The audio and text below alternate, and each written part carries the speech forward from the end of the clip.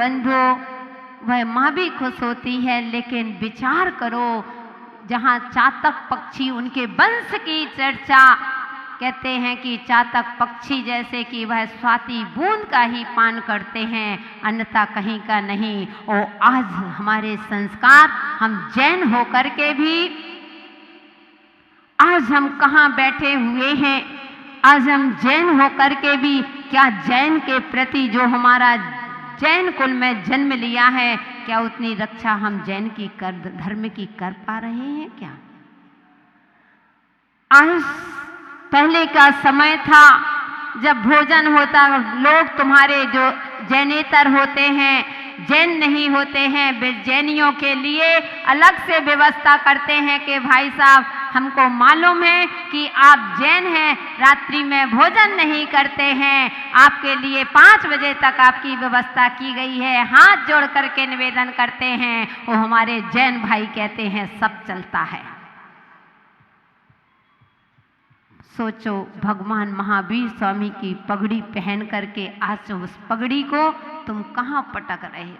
जैन होकर के ढाबों में बैठ करके रात्रि भोजन चल रहा है, कहीं कुछ चल रहा है, कितने सप्त व्यसन, साक्षात सप्त व्यसन चल रहे हैं आज के समय में। कहते हैं कि स्टॉल लगी हुई है, तुम शराब पी पी करके और नृत्य कर रहे हो। बंधु, अपने आप को धिक्कार है तुम्हारे जीवन को। इसलिए ऐसे अद्भुत अपने को विचार करना है। ये संस्कार तुम्हारे जीवन में पतन का कारण बनते हैं, इससे हमारा ही पतन होना है। हमारे धर्म का पतन तो कम से कम जैन कुल में जन्म लेकर के अगर जैन लिखते हो तो जैन वही है जो दिन में भोजन करता है, रात्रि में भोजन नहीं करता है, पानी छान करके पीता है, अपने विचार अच्छे रखते हैं। इसलिए बंधुओं, समय तो नहीं है, समय काफ़ी हो रहा है। इतना ही कहेंगे कि अपने बच्चों को कुछ दो, कार देना या नहीं देना, लेकिन संस्कार जरूर देना। अगर संस्कार दिए तो वही संस्कार तुम्हारे जीवन में, वही बेटे तुम्हारी सेवा करेंगे और तुम्हारा जीवन का कल्याण हो जाएगा, तुम्हारा भी होगा और बेटे का भी होगा। दूसरे कहते हैं आदर्श। हमारे आदर्श क्या हैं? बीत रागता हमारे जैन दर्शन, हमने जैन कुल में जन्म लिया है, ये सबसे बड़ा आदर्श हम उनको ने पाया है। हमारे जैन दर्शन के उपासक, बीत रागता उपासक जो हमें देव शास्त्र गुरु मिले हैं, इनकी उपासना करना, ये आपका बड़े आदर्शमय जीवन जो भगवान महावीर स्वामी के पक्ष चिन्हों पर चलने वाले ऐसे आदर्श बीतरागी गुरु हैं। इनकी सेवा करना एक आपका धर्म होता है, कर्तव्य होता है। पंच परमेष्टि ये हमारे आदर्श हैं।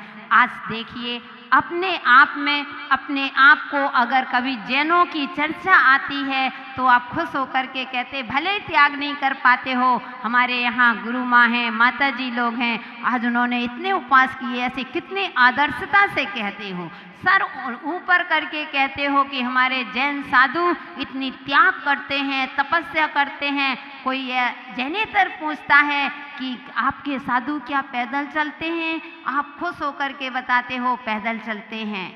हमारे जैन साधु चप्पल जूते नहीं पहनते हैं, कपड़े नहीं पहनते हैं, केस लॉन्च करते हैं, एक टाइम भोजन करते हैं, अपने कभी गद्दों में कभी सोते नहीं हैं, तखत बाटे जमीन आदि में शयन करते हैं। कितने आदर्शता से सोचो, वो आदर्श को पा करके अगर हम अपने जीवन को आदर्श नहीं बना पाए तो हमारा जीवन ही बेकार है। इसलिए बंधु, हमारे ही श्रेणी जो आपके जीवन मन में जिज्ञासा उठी है उसका यही है कि धर्म से जुड़ें, अपने धर्म के प्रति हमारा क्या दायित्व होता है, अपने दायित्व को निभाएं, अपने आने वाली पीढ़ी को एक छोटे एक धार्मिक अनुष्ठान करा के उनको संस्कार दे करके वो अपने जीवन में परिवार भी सही रहता है, समाज भी सही रहती है।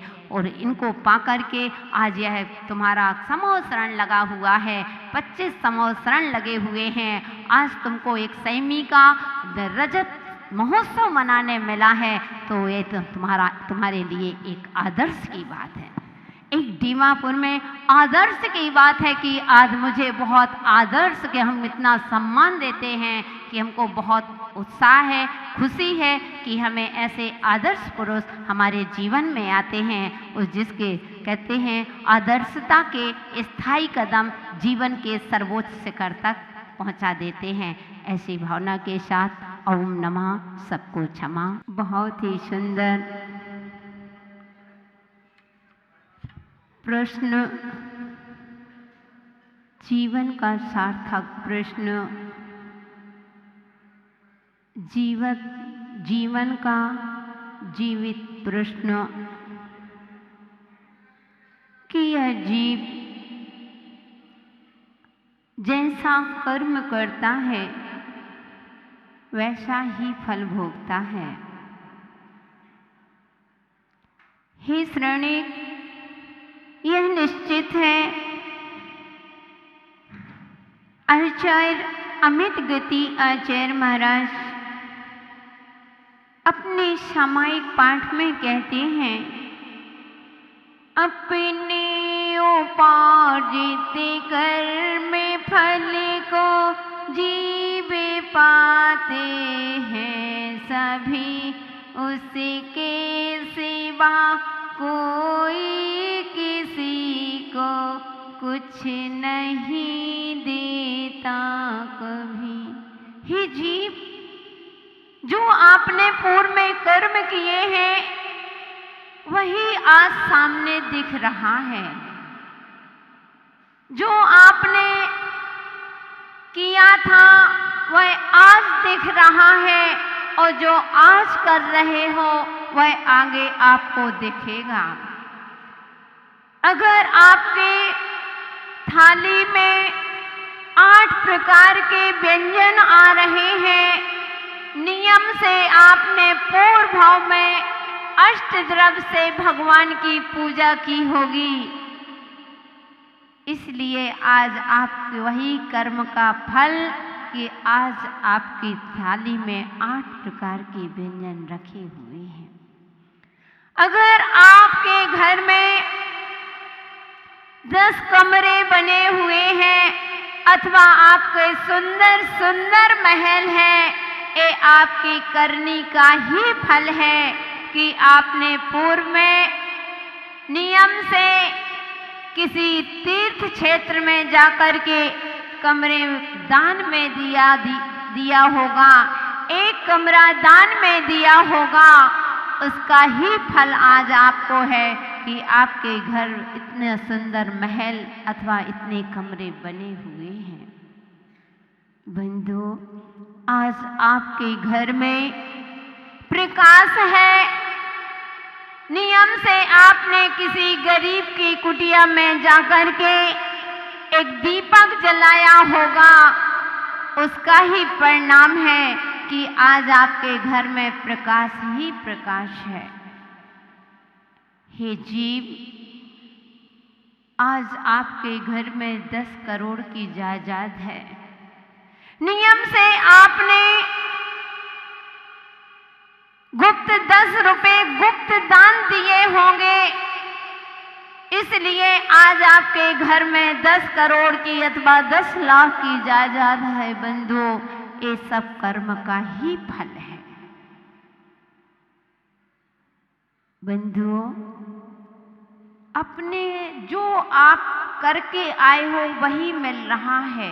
इसलिए हे जीव, जैन कुल में जन्म लेकर के अपने कर्मों को, अपने परिणामों को कभी विचलित मत करना। अगर आप कह रहे हो कोई पड़ोसी बनकर के बदला लेता है, कोई बेटी बन के लेती है, कोई बेटा बन के, कोई बहू, कोई सास, कोई पति, कोई आदि आदि, ये सब अपनी करने का फल है।